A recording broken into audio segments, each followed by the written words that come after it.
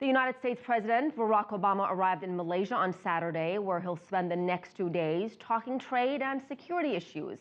It's the third stop on his tour of Asia and a landmark visit. For more now, let's go live to Rian Maelzer, who's in Kuala Lumpur. Rian, what kind of reception did Obama get? Well, the public are not even going to get to glimpse the president, given how tight the security is going to be. But he certainly got a very warm official welcome. Day one was really all about ceremony. Day two, Sunday, is going to be more down to business.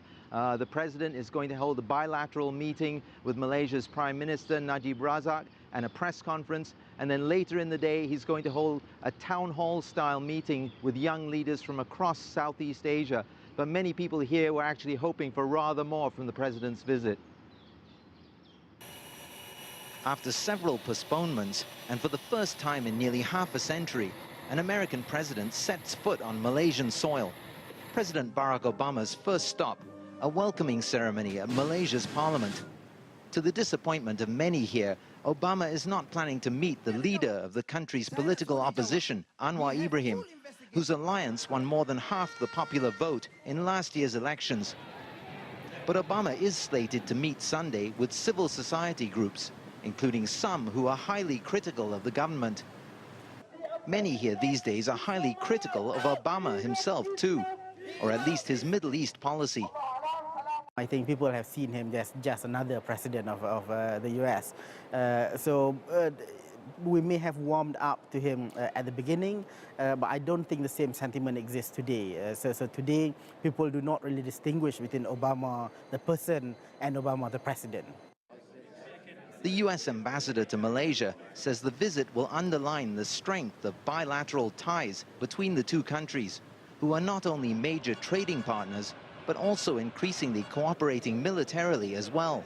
Of course, how we work together in many fields, like education exchanges, enhanced diplomacy, how we work together in regional issues, how we work together on trade and investment issues, and so on. Many people here, from Islamists to left-wing social activists, oppose the deal, fearing it will lead to U.S. domination of the country's economy. Many Malaysians will also expect their Prime Minister to voice concerns over the lack of progress on peace talks between Israel and the Palestinians, an issue that has cost Obama a lot of his initial popularity in this mostly Muslim country. Now, the president's first stop Sunday morning is going to be at the National Mosque for what's dubbed a cultural visit. And then he's going to hold these closed-door meetings with Malaysia's Prime Minister. So, Brian, would you say trade and investment were the main goals of this visit? Well, the president is going to be looking to give a big push to this Trans-Pacific Partnership, this very broad-ranging trade and investment pact that is involving 12 countries, including the US and Malaysia, and it's sort of largely stalled. The president had hoped last October, when he was scheduled to visit the region, he would have been able to wrap up the deal then. He had to cancel his visit.